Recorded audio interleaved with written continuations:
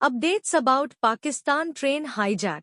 BLA militants kill 50 hostages, 100 security personnel on Jafar Express.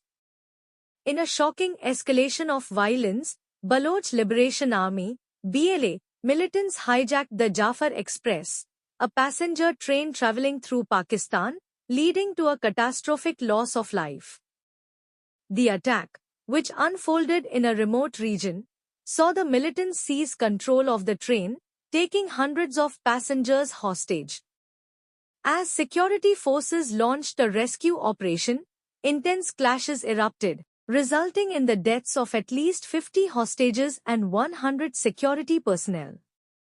Eyewitnesses reported scenes of horror as heavily armed insurgents indiscriminately fired at passengers and set parts of the train ablaze.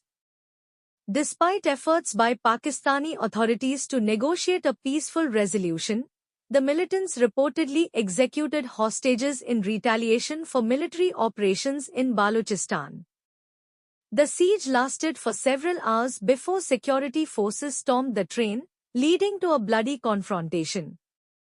The attack underscores the rising insurgency in Balochistan, where separatist groups have long sought independence from Pakistan. The BLA has claimed responsibility for the massacre, citing grievances over resource exploitation and military crackdowns in the region.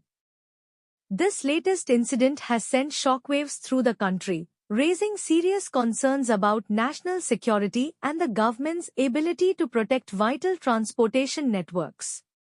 As authorities continue to investigate the incident and recover the bodies of victims, the tragedy has sparked widespread condemnation both domestically and internationally. With Pakistan already grappling with political and economic instability, this brutal act of terrorism further exacerbates tensions, potentially triggering a harsher military response in Balochistan.